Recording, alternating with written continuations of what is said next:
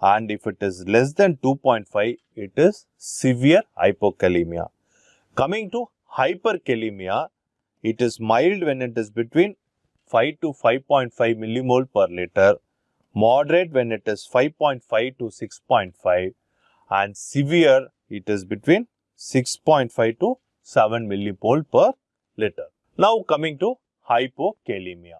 What are the various etiological processes where the potassium level can go down? The first and foremost, your intake of potassium, your dietary potassium is very low, or there is going to be increased potassium loss to the renal or extrarenal loss. Third most important physiological component which causes hypokalemia is the transcellular shift, which in another word is called the intracellular uptake. Coming to the etiology of each factor, low intake or increased loss or the transcellular shift.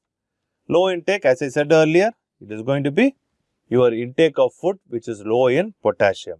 Excess loss can be through kidney or extrarenal loss. Coming to renal etiology, it might be due to osmotic diuresis, mineralocorticoids, renal tubular acidosis, type 4 renal tubular acidosis, Kittelman syndrome, Bartter syndrome, and hypomagnesemia can be associated with hyperkalemia and dialysis. Coming to extrarenal losses, it can be gastrointestinal loss, diarrhea, sweating, and plasmapheresis. Coming to transcellular shift, which has a very physiological impact here, alkalosis. Alkalosis always go with the hypokalemia, your adrenergic excess, insulin which pushes the potassium inside the cell, hypothermia, and hypokalemic periodic paralysis. These are the various etiology of hypokalemia. And there are certain drugs which causes hypokalemia. The first and foremost is diuretic, which causes lot of potassium loss in the kidney